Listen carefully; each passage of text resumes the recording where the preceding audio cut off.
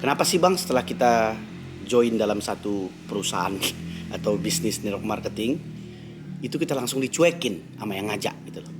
Hai, ketemu lagi dengan Indra Jaya Purba. Saya adalah seorang social media coach khususnya untuk network marketing. Misi saya adalah membantu para pebisnis jaringan membangun bisnis network marketing dari sosial media. Jadi gini ya, ini topik yang menarik untuk kita ulas ya. Saya akan ulas satu-satu. Nah pertanyaannya sekarang begini ya, kalau kita lihat dari sisi si orang yang baru bergabung itu memang rasanya nggak enak banget ya gitu loh. Gua baru daftar ya untuk menjadi distributor, terus setelah gua join, tiba-tiba yang ngajak itu nggak ngurusin gue gitu loh. Nah itu kadang-kadang yang ada di pikiran para orang-orang baru nih gitu loh. Nah ya bener aja sih sebenarnya gitu loh. Nah alasannya sih bisa diterima gitu. Kenapa? Karena biasanya memang tipikalnya ketika ada seorang member nih ya, dia pengen sekali mengajak si Polan nih misalkan nih. Terus biasanya dia kan nge-push tuh, nanya terus WhatsApp, telepon, jadi nggak joinnya, terus nanti besok follow up lagi. Nah pas tiba saatnya misalkan si Polan tersebut memutuskan, ya udah deh, Ndra gue join deh gitu. Nah pas waktu udah join gitu ya, yang biasanya tuh yang ngajak itu langsung yes, gue dapat bonus sponsor nih gitu loh, gue dapat bonus sponsor nih dan yang dari pengalaman saya, mereka berasa ketika udah closing itu ya udah selesai gitu loh, berarti udah selesai mission unaccomplished, jadi mission udah selesai gitu loh. Nah makanya kadang-kadang setelah itu baru dia bilang ya udah, setelah udah join gitu dia seneng, dia udah daftarin, dia sign up, habis itu ya udah besok kamu cari orang ya biar nanti aku bantuin kan gitu. Nah pada faktanya ya yang terjadi ya, biasanya orang ini ya namanya dia belum tahu apa-apa ya, orang baru join ya, baru mungkin gunain produk, terus tiba-tiba dibiarin sendiri aja, dan akhirnya ya dia merasa nggak ngerti ya, makanya dia mentok kan, dia coba untuk nawarin sana sini karena dia belum punya pengetahuan, belum punya skill, dan akhirnya dia mentok, dan akhirnya mungkin si yang ngajak tadi ini juga mungkin kebanyakan orang yang sudah diajak dia nggak sempat ngurusin, dan akhirnya timbullah itu ya statement seperti yang tadi itu ya, tadinya kok kita udah diajak, timbul statement yang maksudnya kok setelah diajak kita dicuekin gitu loh. Nah ini dia ya, jadi kira-kira kejadiannya seperti itulah ya kebanyakan yang terjadi saat ini gitu loh. Tetapi kalau menurut saya sih sebenarnya ya, ini semua permasalahannya itu dimulai dari ketidakterbukaan di awal ya. Jadi ketidakterbukaan di awal. Di satu sisi orang yang baru join mayoritas tuh punya prinsip, Ndra lu ngajak gue nih, dalam hatinya sih mungkin ya, berarti ya lu harus bantuin gue, maksudnya lu harus bantuin, kalau masih bantuin sih oke, pokoknya lu bertanggung jawab atas hidup gue gitu loh. Nah ini yang kadang-kadang kita ngeri gitu loh, kalau ada orang yang berpikiran seperti itu. Kalau orang berpikiran seperti begini sih masih enak gitu loh. Lah yang ngajak nih Indra, Ndra ajarin gue ya, ini gue nih bener-bener gak ngerti, bimbing gue ya, guidance gue ya, step by stepnya sampai gue bisa. Itu masih enak gitu loh. Tetapi yang berbahaya ini ketika ada orang yang di awal itu ya, dia merasa lu udah ngajak gue, lu kan dapat duit komisi dari situ, berarti lu harus bertanggung jawab atas keberhasilan aku gitu loh. Nah ini yang jadi masalah. Jadi ini penyebabnya karena ketidak ada keterus terangan di awal gitu loh, dan ini jadi masalah. Nah seharusnya gimana Bang Indra ya? Kalau menurut saya ya, karena saya sendiri dulu ngalamin sering seperti itu gitu loh. Jadi banyak orang-orang yang di sekitar saya gitu, dia merasa ketika sudah saya ajak, Indra mah sibuk sendiri, dia mah sibuk ngurusin yang jalan-jalan aja, kita mah nggak diurusin gitu loh. Jadi kayak ada satu beban yang diberikan orang tersebut ya, orang yang baru join tersebut kepada orang yang ngajak gitu loh. Dan itu tidak benar kalau menurut saya gitu loh. Kenapa? Karena di awal dulu mungkin saya nggak ada, sebelum orang sebenarnya sign up tanda tangan, seharusnya itu sudah jelas. Contohnya misalnya gini, misalkan si Polan, Lan, lu kan mau join nih, ya, lu udah tertarik, gua udah presentasiin lu nih, nah dan lu tertarik nih. Nah tapi gini ya, gua akan membantu lu untuk ngikutin step-stepnya sampai lu bisa mandiri. Karena goalnya aku nih, lu harus mandiri. Tetapi ya, gue kasih time waktu nih 1 bulan ke depan, gitu loh. 1 bulan ke depan ya gue siapkan waktu waktu gue untuk lu gitu loh. Dan kalau lu misalkan nggak siap, ya artinya nggak mau mengikutin semua, ya itu bukan urusan gue lagi. Itu sebelum join kalau dibilang begitu, itu kan jauh lebih enak, gitu loh. Tapi kan masalahnya kan, karena kadang-kadang gini ya, kejadiannya itu siang aja ini juga lagi kepepet gitu loh. Butuh orang masuk, butuh orang join supaya dapat komisi ya. Jadi segala cara dilakukan, mungkin iming-iming lah ya atau segala macam supaya orang ini join gitu loh. Nah, ini yang jadi masalah gitu loh. Ini yang jadi problem. Jadi ya itu ya teman-teman ya. Jadi apa penyebabnya orang baru join dia merasa dicuekin? Kalau menurut saya ya, itu permasalahannya ketika di awal ya, di awal waktu terjadi negosiasi ya, sebelum orang join itu belum ada kesepakatan apa yang dibuat. Tapi memang begitulah mayoritas yang ada di lapangan saat ini, ya memang nggak pedulian sih. Yang penting gimana gue bisa ngerekrut orang secepatnya. Ya mau itu orang itu terjebak, mau orang itu nggak ngerti, bodo amat. Yang penting dia join dulu deh, nantilah kan gitu. Nah, ya oke aja sih gitu loh. Kalau menurut saya gitu, bisa aja sih punya prinsip seperti itu. Tapi kan itu kan lama-lama itu kayak bola salju ya. Itu masalah yang akan terus menggelinding gitu loh. Nanti akan semakin banyak orang yang merasa kecewa gitu loh. Ya dia merasa yang kayak tadi tuh. Yo, gue kalau udah join kok ditinggalin lah. Padahal dia nggak ngerti. Padahal sebenarnya gini loh. Sebenarnya kalau dia udah memutuskan, gue join ya di sini. Berarti dia harus tahu bahwa kalau dia mau berhasil, dia harus berusaha sendiri, berusaha keras gitu loh. Jadi si sponsor atau si upline-nya itu pun tugasnya hanya membantu memberikan arahan, tools, tapi bukan bertanggung jawab sepenuhnya gitu loh. Nah, yang masalah ini kan kalau dia merasa ini orang ini bertanggung jawab, kadang-kadang yang terjadi yang seperti sering saya bahas kan, sponsor atau leadernya itu udah kayak bukan lagi leader ya, kayak pembantunya gitu loh. Di telepon, gue nih besok mau ketemu orang, lu datang jam segini ya. Nah gitu, kayak gitu loh. Nah ini yang jadi menurut saya nggak bener gitu loh. Nah itu yang harus kita hindarin. Jadi supaya ya image seperti tadi itu tidak ada merasa ditinggalin, dia tidak merasa ditinggalin antara si member baru dan si yang ngajak ini, leader ataupun sponsor ini, harus paham di mana masing-masing haknya, di mana masing-masing kewajibannya. Jadi dari awal gitu loh. Mungkin nih menurut saya nih, orang nggak nyaman. Kenapa? Karena ya kita kan yang penting closing bang gitu loh. Nah inilah perbedaannya kalau kita di bisnis network marketing ini teman-teman ya. Kalau di bisnis network marketing ini closing penting, sangat penting sekali.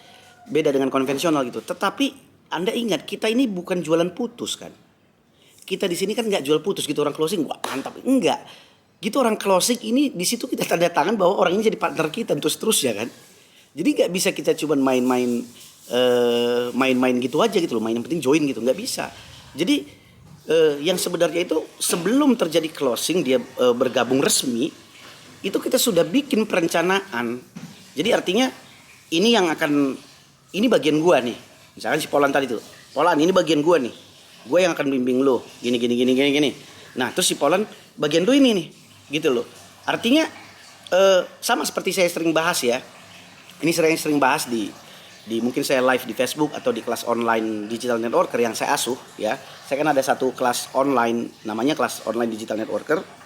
Itu memang kelas online menurut saya nih ya, sekarang ini baru satu-satunya yang ada di Indonesia yang khusus untuk belajar khusus untuk para networker ya. Jadi ini khusus untuk para networker ini.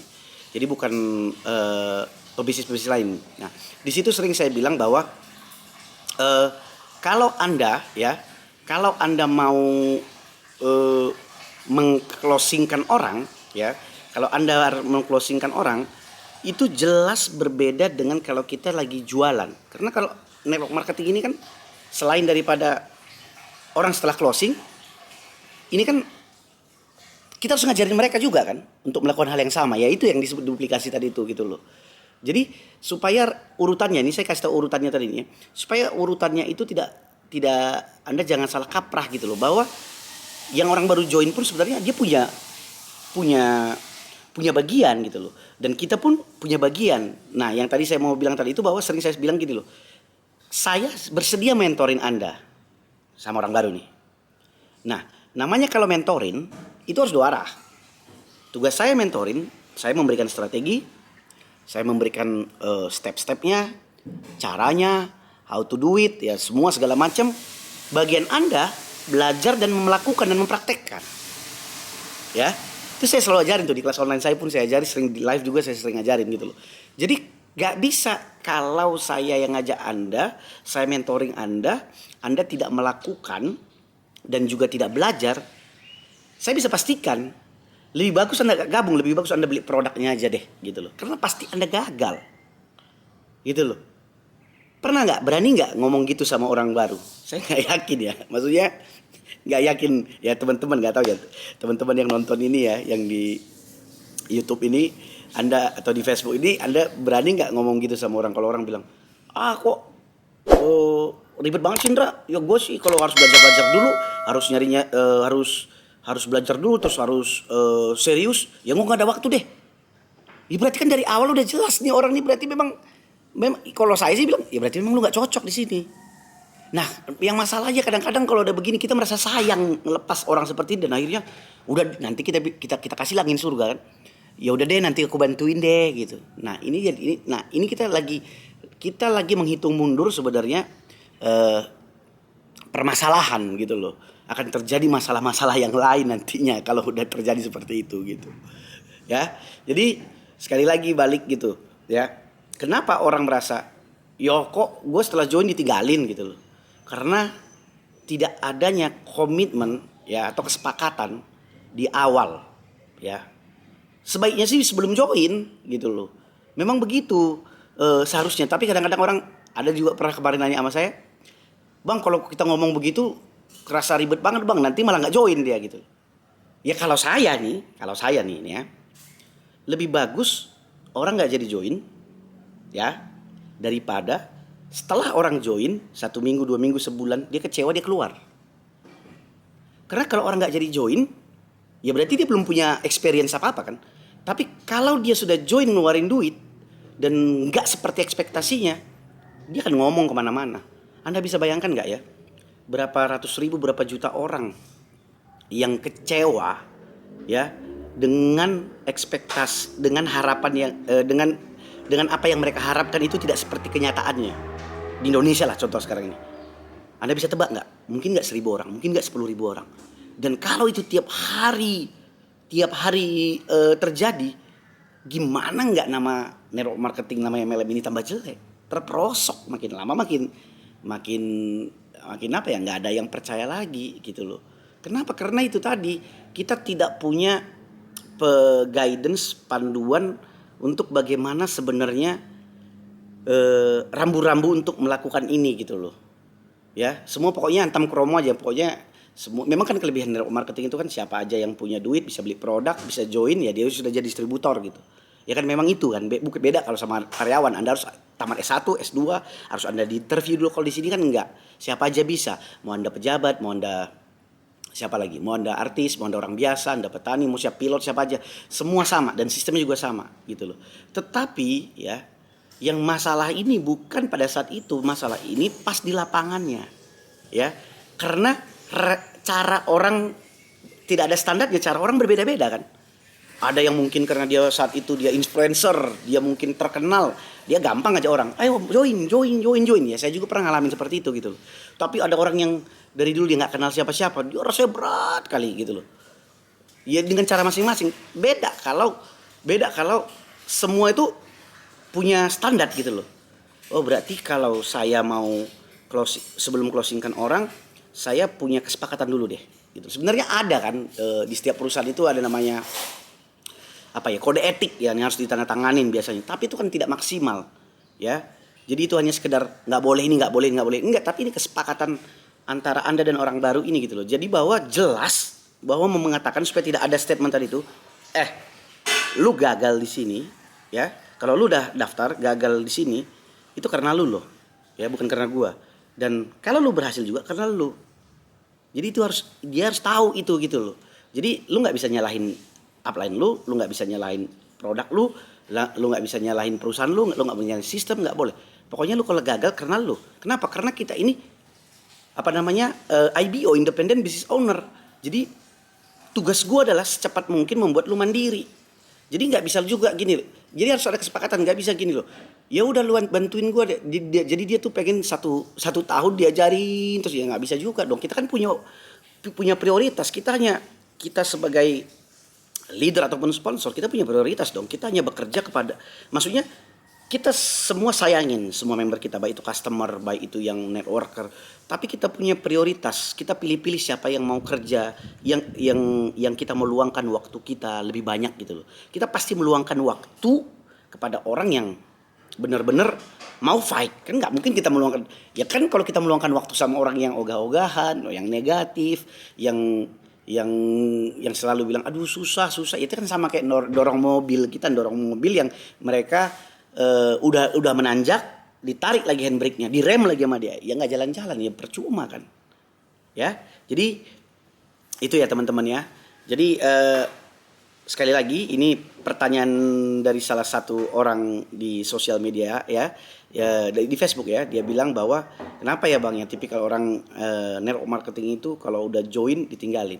Sebenarnya nggak seperti itu gitu loh. Itu sekali lagi itu hanya oknum aja gitu loh. Oknum. Kalau yang benar tuh yang seperti saya bilang tadi, harus ada kesepakatan di awalnya. Jadi semua punya bagian.